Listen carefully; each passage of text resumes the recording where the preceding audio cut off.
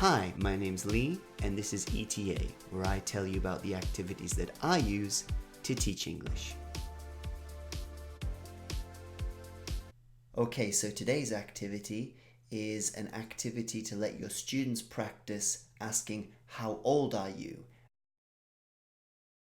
So for preparation, what you're going to need to do is to print this worksheet off, copy it, so there's 4 cakes per worksheet, so if you've got a class of 40 students, you're going to need 10 copies of this.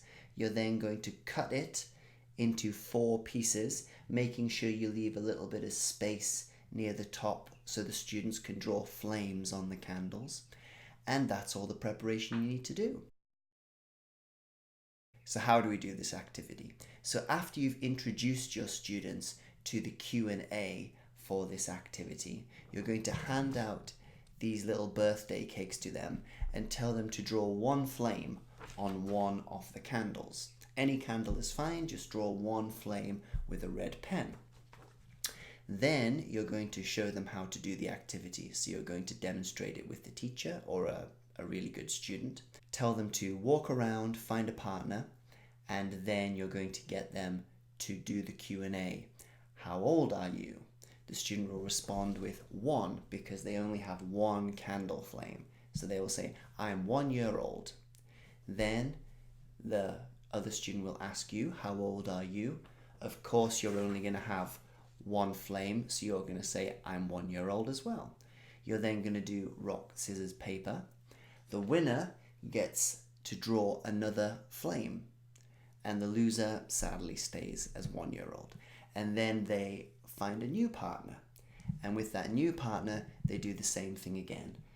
And you set a time limit, usually about 3-4 minutes is a good time limit, and then at the end you check and see who's got the most candles, who's the oldest, and maybe you award stickers or praise, however you usually deal with that in your class. But that's the activity. It's a little sort of collection kind of activity where the purpose of the game is to collect flames on your birthday cake while using the Q&A of "How old are you?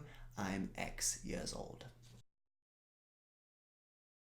Okay, so a variation of this activity, if you don't have a lot of time to spend on this activity, maybe just 2 minutes or so, what you can do is you can have the students do exactly the same thing, do the Q&A, but when they do the rock, scissors, paper, the winner gets 2 candles and the loser gets 1 candle. Now, this means that every time they do it, the answer will change when they meet that second partner. So the first time they do this, they're going to be 1 year old, but the second time they're either going to be 2 years old or 3 years old. And the next time, they're going to be either 3, 4, or 5 years old. So every time they do the Q&A, it's always going to change. The answer's always going to change for them. But if they win a few times in a row, they're quickly going to run out of candles. So it's a nice variation you can do if you don't have a lot of time to spend on it, or perhaps if you're just using it as a review from a previous lesson where you've already done an activity on this and you just want to have a quick little game where the students can practice that Q&A that they studied last time. Okay, so I teach English in elementary school here in Japan, and we are currently using a textbook called Hi Friends. And in that textbook, you will find this basket of apples here. Now, the textbook sets up the activity a little bit differently from how I've explained the previous one, but you can do this apple activity the same way as I just explained for the birthday cake game. So you can have all the students color in one apple, but this time you're using the how many question. So the students are all going to color in one apple, they're going to find a partner, and they're going to say, "How many apples do you have?" And the partner will look, 1 colored in apple, "I have 1 apple." "How many apples do you have?" "I have 1 apple." And then they do rock, scissors, paper. The winner is going to get 2 apples, so they color in 2 more. The loser is going to get 1. And then they walk around, they find a new partner, and they do the Q&A again. So they ask, "How many apples do you have?" They look look on their sheet. Oh, I have 3 apples. How many apples do you have? The partner responds, I have 2 apples. Rock, scissors, paper, 1, 2, 3.